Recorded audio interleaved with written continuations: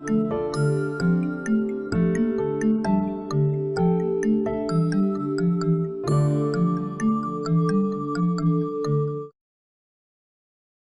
went recently, like right before it started, to New York.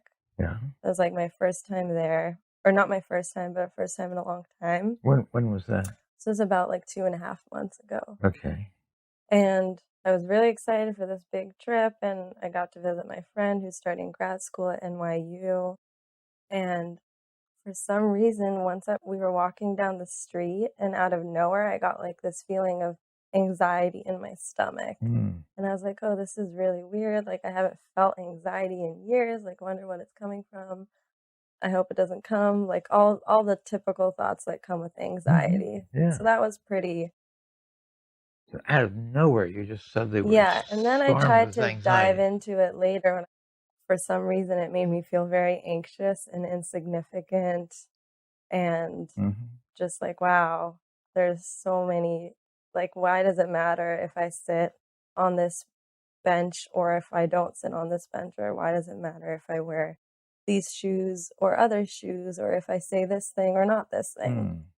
So that's kind of where it started growing. And then it started growing more into like more existential thoughts of like, who am I even? Or like, why are we even here? Or like, what's the point of anything? At this point, as a therapist, I feel a bit bewildered.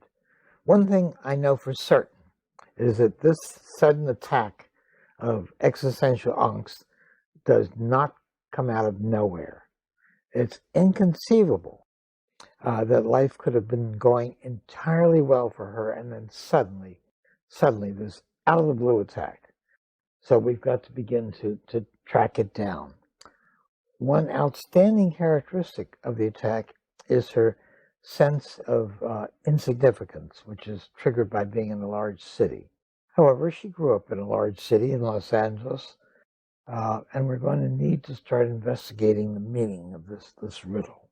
And furthermore, as I start to try to take some history from you in our first sessions, there was this puzzle that you had been extremely happy in your life. You had had a very good life, and nothing bad had ever happened to you. So that was the way I got it. But the way that's how I would agree with all of that stuff. You'd agree.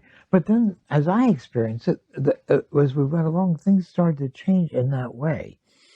You know, you related to me that you never even had to fall off your bicycle, that you had good relationships with everyone. Your childhood had been perfect. And maybe that's why this was scaring you so much, because everything had been so perfect.